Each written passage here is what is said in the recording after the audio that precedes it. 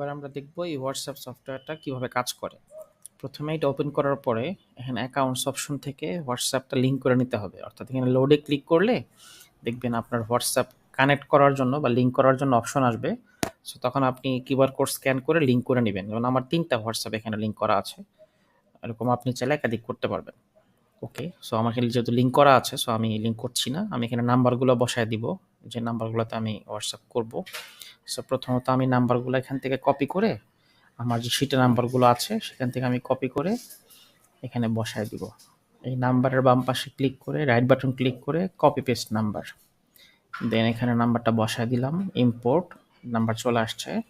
আবার right button click করে add country code 88, ওকে। So আমরা দেখলাম যে সবগুলো নাম্বারের আগে 88 যোগ হয়ে গেছে। সো এবার আমরা কি মেসেজ দিব সেই মেসেজটা আমি নিয়ে নিচ্ছি। এখান থেকে আমার মেসেজ সেভ করা আছে। সো মেসেজ যদি আমি এখানে লিখে দিলাম, সাথে একটা ছবি দিয়ে দিব। ছবি আমার এখানে ডাউনলোডে আছে, কোনটা দেওয়া আছে, হ্যাঁ এই ছবিটা দিব। ওকে, দেন হচ্ছে স্টার্ট ক্যাম্পেইন ক্লিক করব। দেন কোন হোয়াটসঅ্যাপ থেকে আমি এটা পাঠাচ্ছি সেই হোয়াটসঅ্যাপটাকে মার্ক করতে হবে। যেমন আমি এটা থেকে পাঠাবো, সো মার্ক করে আনসেভ মোড এখানে ক্লিক করব। দেন স্টার্ট নাও, স্টার্ট নাওতে দেওয়ার পরে ক্লিক টু ইনিশিয়েট এখানে ক্লিক করব। ইনিশিয়েট হয়ে গেছে। সো এবার আমরা স্টার্ট দিব। এখন আমাদের মেসেজগুলো যাওয়া শুরু করবে।